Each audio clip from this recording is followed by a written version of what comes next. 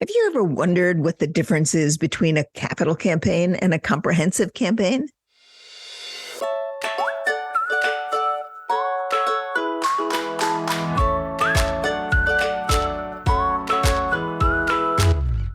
Welcome to All About Capital Campaigns, a podcast that provides fuel for your nonprofit's growth. Each week, Andrea Kihlstedt and Amy Eisenstein, co-founders of Capital Campaign Pro, provide practical tips about raising more money for your nonprofit organization.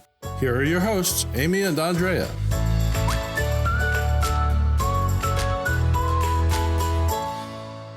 Hi, I'm Amy Eisenstein. I'm here with my colleague and co-founder, Andrea Kihlstedt, and we are going to be talking about the difference between comprehensive and capital campaigns and how you should think about which one might be right for your organization. So, Andrea, let's get started with the primary differences between comprehensive and capital campaigns. You know, Amy, this is such a great topic because I think most everyone is confused about it. So let's see if we can make it a little simpler anyway. Here is the difference.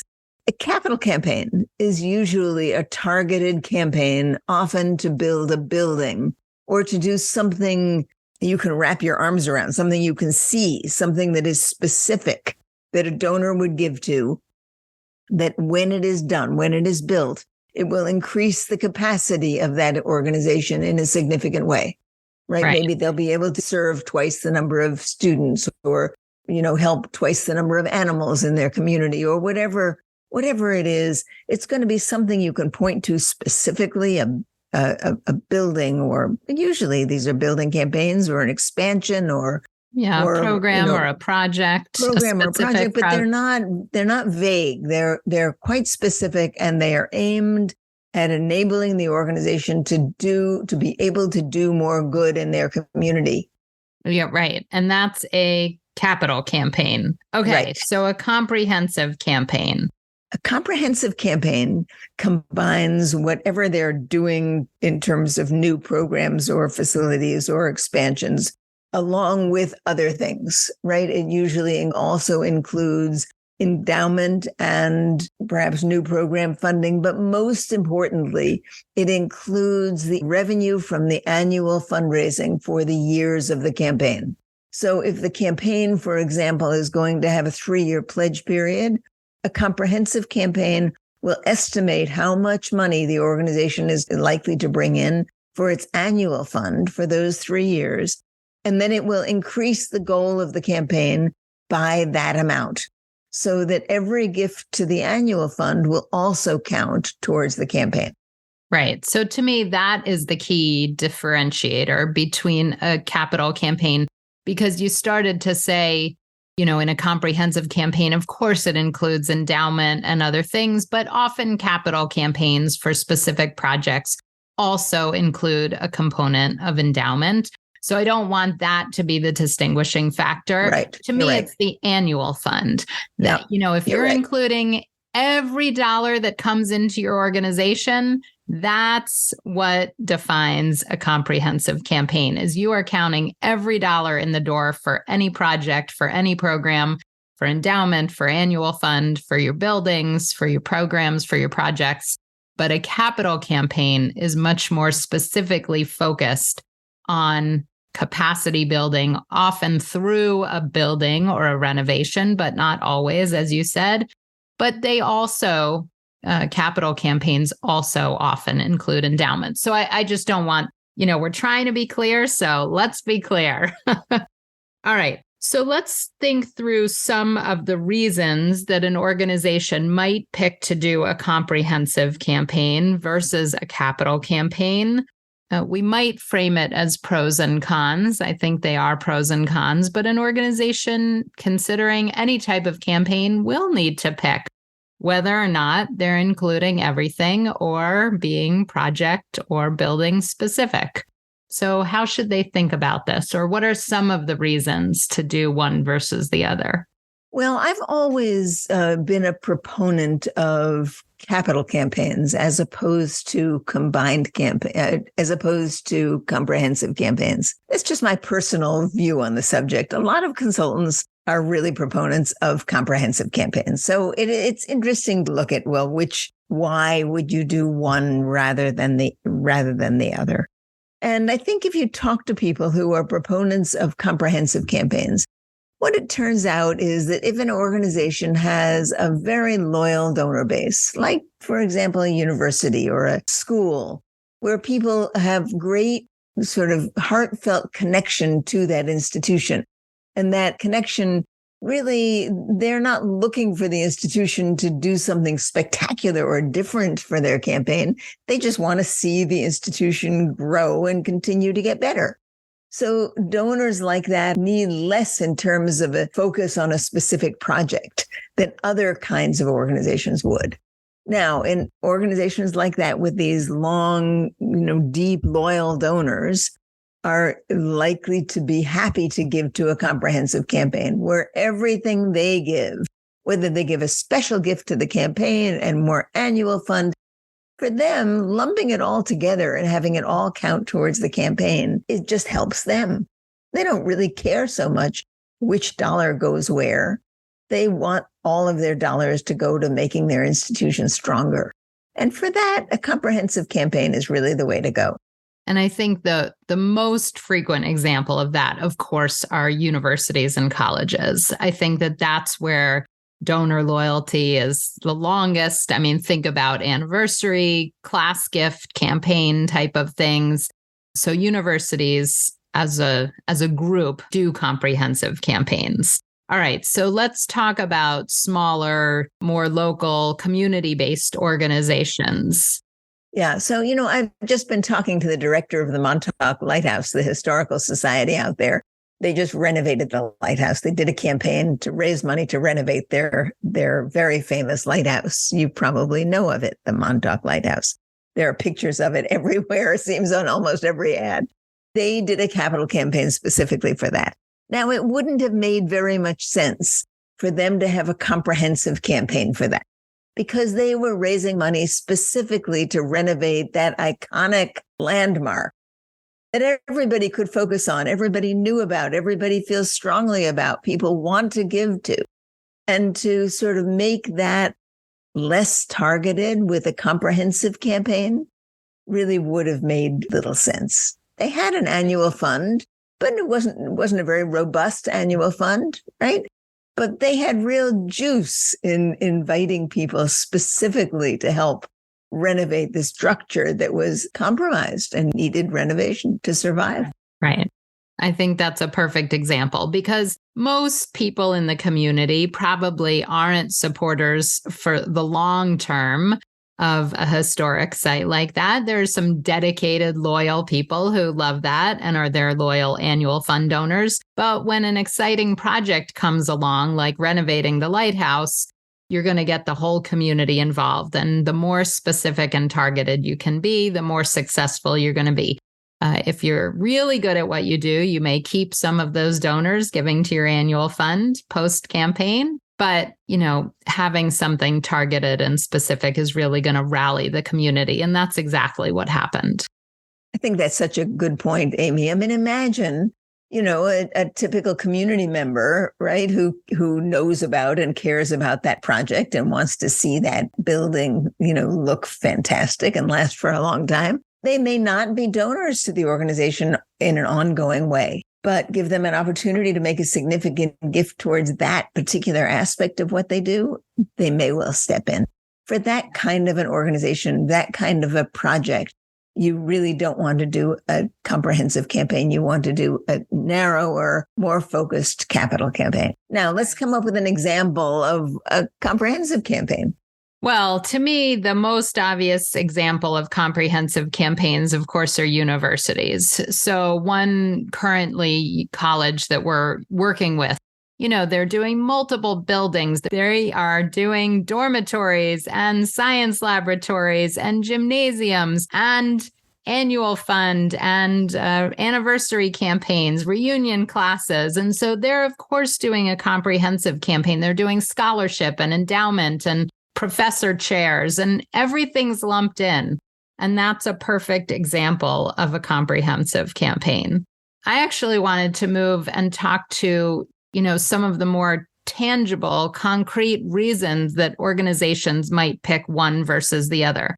So something that you might not think about is something as simple as accounting and stewardship, and how when you keep your capital campaign budget and income separate and apart from your annual fund, for a small organization, it's much more clear and obvious and specific when these two things are separated out rather than being lumped together. So really thinking about some of the practical systems and infrastructure that you have to sort of sort through some of these things. What are your thoughts on that? I think that's right. I think comprehensive campaigns are easy for the donor and hard for the development office. They're easy for the donor in that you can ask for one gift, and then the development office decides where they're going to count it, right? How they're going to divvy up that gift to count it in one place or another.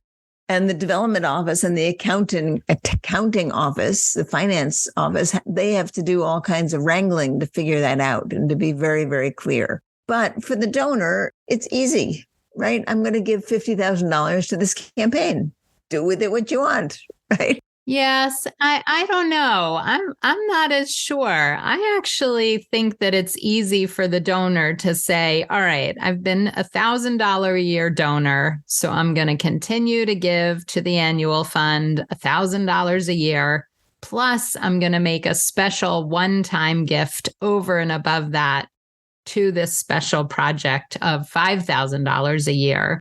So I could make the argument from the other side as well, because then at the end of the campaign, how does the donor know what they're giving for the annual fund if they've lumped it all together? So that's actually one of the reasons that people in development offices like comprehensive campaigns. It raises people's sights. Because they want to mush it all together, right? They want people to forget that they're giving $1,000 a year. Because let's say that you move them in the campaign up to $5,000 a year. That you go to them and say, will you consider $5,000 a year for the next 3 years? And they don't parse it out. $1,000 is for annual fund and $4,000 is for the campaign. They say it's just a $5,000 a year campaign gift. Yeah. Right? What they're hoping to do is to get people used to giving $5,000 a year. So at the end of the campaign, they go to them and say, now, wouldn't you like to continue at this level and make this your regular annual fund gift? So, Andrea, I think you've just made a very strong case for comprehensive campaigns, and we're going to have a very hard time convincing any of our clients to do anything else. So if you don't want everybody transitioning to a comprehensive campaign, I think you're going to need to come up with some alternatives. Right. Because I think, in the past, you've always been such a strong supporter of separating them out. So why should people separate it out? I still am, Amy. I'll tell you why. Because this story that I just related about the $5,000 gift, to me, it feels like hoodwinking people, right? To me, the lack of clarity, to me, the right thing to do at the end of the campaign would be to say to the donor, you have given a wonderful campaign gift of $5,000 a year for the last 5 years. In the past, you had given $1,000 a year for your annual fund gift. Would you consider increasing that going forward? Not just sort of sneaking it in, right? Now, even if you're doing a capital campaign, you can go to your donors at the end of their campaign and say, listen, you have been giving both to annual fund and to the campaign. Your campaign gift, you have paid off your campaign gift. Would you consider increasing your annual fund gift? There's no reason except that one is much clearer than the other. One to me feels like hoodwinking people, and the other feels like being clear and honest and direct. So now, don't get me wrong, many consultants don't agree with me. Let me be really clear. Right? Well, so here's what I'm concerned about with that strategy with regard to comprehensive campaign, sort of moving people up a level or two for the campaign. To me, that doesn't actually get them to dig deep for the special projects. it just seems like raising their annual fund gift for a special campaign or an anniversary year. So while you may get an increased gift long term, I'm not sure that you actually get the big campaign gift when they're separate and very specific. So I think, there are lots of ways to look at it. Well, that's why this topic is confusing, Amy. It's confusing for everyone. Even when you and I talk about it, everyone can hear how, that we go around in circles about it. So, and we know what we're doing in this campaign world, right? We have been around this topic a lot. So here's what to know about it. It is not easy or simple to parse whether comprehensive campaigns or straight capital campaigns are better or worse. What I do believe is the true is this. If your campaign is for an educational institution that has deep, long alumni relations and of people who give year after year and who are likely to care more about the institution as a whole than about a particular project that the institution is doing, then you should seriously consider a comprehensive campaign. If, however, your organization is not that kind of organization, if your organization is building a brand new building, you've never had a building before, this is an exciting opportunity to move your programs into a new building, and you don't have that kind of, alumni loyalty in your relationship with your donors, then probably a capital campaign is what you should be doing. So here's the bottom line. Whatever you pick, you need to be crystal clear in your campaign policies as to what you're counting and when you're counting and how you're counting it and how you're recognizing donors. And so to me, it's less critical about which you pick and how clear you are, both internally and externally, so that everybody understands what's going on and what you're raising money for. So, that was a long-winded, round and round discussion of comprehensive and capital campaigns. But I think it's, a good starter conversation, and it's a good thing for development directors and executive directors to raise these issues with their board members so they can make the best choice for their institution. Right. Amy, I just want to say one more thing about this. Sometimes what happens is that you have an organization like the Montauk Lighthouse, which focuses on a specific project. And it's clear that should be a capital campaign, but you have either a development director or a board member or two that come out of having been involved in a comprehensive campaign for their university, and they assume that's the right model. So just be aware that there are differences between these two, and the people who come out of universities will lean towards comprehensive campaigns, and that may not be the right strategy for you. Excellent. Well, thank you so much for joining us. I hope you learned a lot, or at least found it entertaining, and we'll see you next time.